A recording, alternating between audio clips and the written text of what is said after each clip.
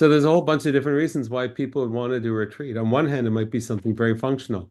We're doing strategic planning. We've got to brainstorm how to address a particular issue. Gee, we've just done a merger or we've just had a big corporate reorganization. We've got to get the team on the same side.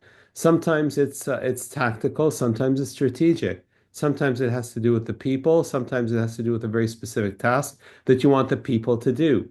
The whole objective of the retreat obviously drives it, but what you actually put in the various slots depends on on on not just the overall objective, but what individual people need to get out of it to remain engaged. Everybody's got their own responsibilities. Everyone wants to be upskilled.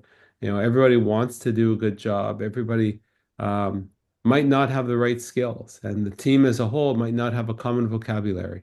That's what retreats can solve, and that's why all the different retreat objectives are you know, sometimes we don't think that, gee, a certain problem can be solved in a retreat. Don't like the word retreat, you can call it an offsite. You can call it a development day. You can call it team building. You can call it a whole bunch of things. Sometimes retreats, if you're going to do one for 500 people, it's very different than the way you actually do it for 10 people or the way you do it for, say, 35 or 50 people. Just because with a bigger group, there's different dynamics. And for everybody to get something out of that day, it's different. It's got to be planned in a different way. There's no cookie cutter here because every organization is different. Every organization is got a different history. It's got a different future. It's got different people. It's got different competitive dynamic. It's at a different point of time, right? And all of these things go together to say, okay, let's see about how we can get the team that's charged with making things happen to actually make things happen. And there's only way they can do it is if they do it together. Post-merger, for example, you've got a management team that's a blended management team. The question is, how do you form a cohesive working unit when people have got different ground rules and different ways of working and different strengths, and those need to all be discovered and forged anew, right? I don't think, for example, that it's a question of circumstance versus objective. The circumstance might be, gee, we had a merger last year or a year and 2 years ago or just recently. We've got to get that's the circumstance. The objective is we need the team to be high functioning post merger.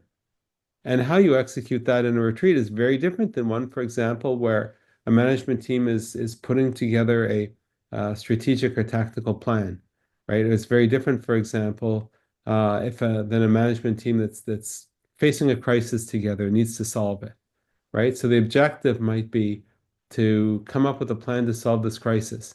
The objective might be to um, build strong working relationships and a common culture post-merger, right? The circumstance might be bad economy, right? Or a tough competitor, or merger has happened recently, right? So um, but these things are not cheap. Our professional fees are just a small part of the cost of a retreat. The biggest cost of the retreat isn't the hotel or transportation or the food, okay, but it's the fact that you're taking people away from their day job, some very, very, very expensive people away from their day job. The work doesn't go away, right? And the opportunity cost of them not doing things is something that is rarely factored into the equation. If we're going to invest all this time, all these people's efforts, time, taking them away from their day job, we got to make sure that what they're doing and the outcome of the time together actually would make a difference, right? Other than why invest? Okay, and unless you can expect that. So, cookie cutter is a problem because to extrude a very unique organization into a particular box that has nothing to do with the people or the challenges or the any of the other things that are specific is wasteful, right? We could do better. We could do far, far better.